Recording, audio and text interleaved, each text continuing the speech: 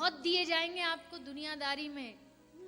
अरे ये प्रेम प्रेम की बातें छोड़ो, यहाँ आओ, देखो हम तुमको ये दे देते हैं, तुम्हारे सब मनोकामना सिद्ध हो जाएंगी, तुम्हारे सब बिगड़े बिगड़ाए काम बन जाएंगे। लालच में मत आना, लोभ में मत आना। कोई लालच दे भी, कोई लालच में कहे भी कि भैया तुम्हारा ऐसा कर देंगे, वैसा कर देंगे, तुम्हारे लिए ये बनवा देंगे, ये करवा देंगे, तो एक ही बात कहना उनसे। क्या बात कहना है? हमारे माही श्यामाजू को राज, तुम क्या दोगे हमको? तुम क्या दिखा रहे हो अपना ये धर्मशाला? क्या तुम अपना लोभ लालच दिखा रहे हो? हमारे हमसे पूछो, हमारे माही श्यामाजू को राज। हमारी जो रानी है कोई ऐरी गैरी नहीं है, हमारे यहाँ श्यामाजू का राज चलता है, हमारी श्री स्वामिनी जू का राज चलता है। सबे गुणहीनता को यतन न कोय, एक किशोरी कृपाते जो कुछ होए सो होए। और एक ही भाव लेके बैठो यहाँ 7 दिन। श्री राधा की शरण हूं, श्री राधा की दासी।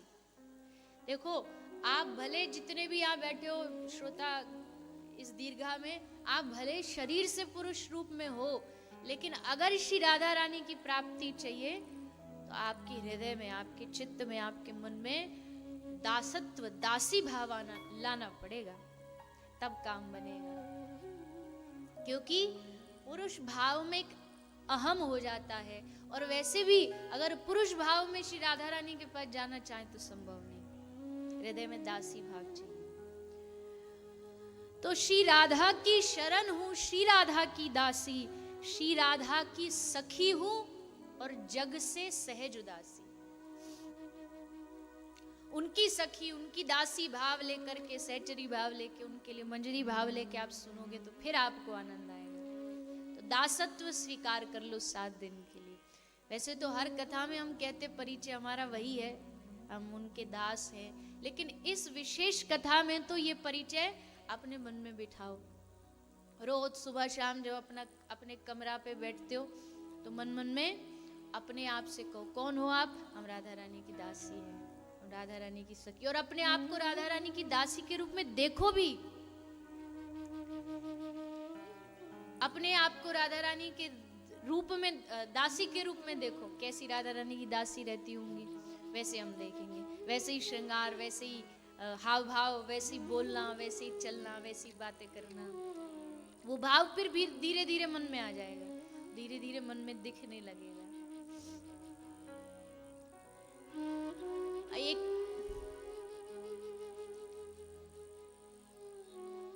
अभी 2-4 दिन पहले ही, 4-5 दिन पहले ही कोई एक बड़ी प्रेमी एक कन्या है, बेचारी आती रहती है कथा से, बड़ी जुड़ी रहती है। तो उसने कोई एक चित्र बना करके भेज दिया, और चित्र भी पूरा, मतलब आजकल जो है करते हैं कट कॉपी एडिट फेडिट, वैसे करके भेजा था। उसमें सच्चाई तो कुछ नहीं थी, पर उसने उसको, राधा रानी विराजमान है, उनके चरणों में कोई सहचरी थी, कोई मंजरी थी, तो उनका उसने यहाँ से मुखारविंद जो है वो मेरा लगा दिया। तो उस एक चित्र ने वो बात देख करके कि ऐसा भी हो सकता है, वो एक चित्र ने पूरे हृदय, शरीर में, पूरे हृदय में, केवल देखने मात्र से, सोचो जब नकली चीज जो अभी है भी नहीं, उसमें इतना आनंद हो सकता है, तो अगर वो सचमुच हो जाएगा जिस दिन कि तुम उनके चरणों में बैठे हो, सेवा कर रहे हो, तो फिर उसकी तो क्या ही दशा हो। बुद्धि के पास सामर्थ्य नहीं है कि उसको सोच सके।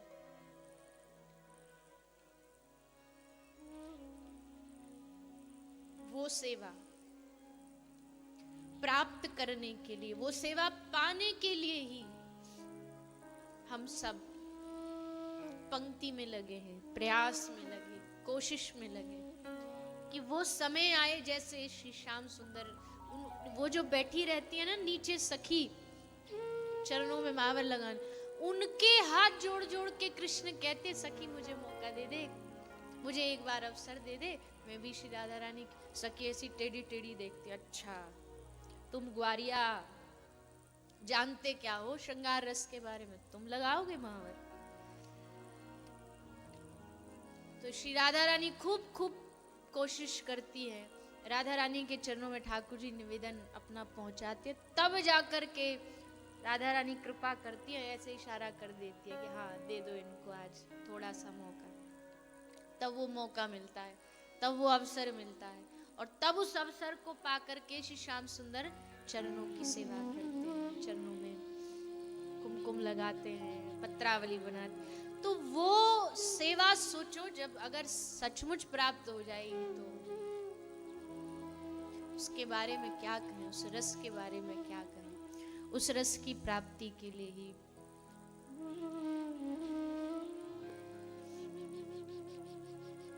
एक बार पूछा राधा रानी का अवतार कैसे हुआ, क्यों हुआ। एक बार ब्रह्मादिक ने प्रार्थना की है श्री ठाकुर जी से कि प्रभु हमने आपके बहुत अवतार देखे, आप वराह बने, आप वामन बने, आप एकदम खंबे से थर थर थर चिल्लाते हुए नरसिंह भगवान के रूप में प्रकट हो गए, आपने कौन सा अवतार नहीं लिया। पर प्रभु हमारी इच्छा है कि आपका मूल रूप एक बार हम देखें, आपकी जो अपनी जो निजता है ना, आपका जो अपना आपकी करुणा है, आपका जो एकांतिक स्वभाव है, आपका जो एकांतिक रूप है, उसको हम देखना चाहते हैं, उसका हम दर्शन करना चाहते हैं। तो उस करुणा में अपनी निजता, अपनी स्वयं की स्वरूपता को दिखाने के लिए ही श्री ठाकुर जी ने श्री राधा रानी के रूप में प्रकट हुए। श्री ठाकुर जी श्री राधा रानी का स्वरूप लेकर के श्री ठाकुर जी प्रकट हुए। ये भगवान का निज रूप है, ये भगवान का निज स्वभाव है। उस निज स्वरूप के लिए श्री ठाकुर जी राधा रानी के रूप में प्रकट हुए। कृष्णेन आराध्यते इति राधा। श्री कृष्ण कहते कि मैं जिनकी आराधना करता हूं वो राधा हैं, और श्री राधा रानी कहती हैं ब्रह्म वैवर्त पुराण में कि कृष्ण मेरे स्वरूप हैं, मैं उनकी आराधना करती हूं। राधैव या आराध्यते मया।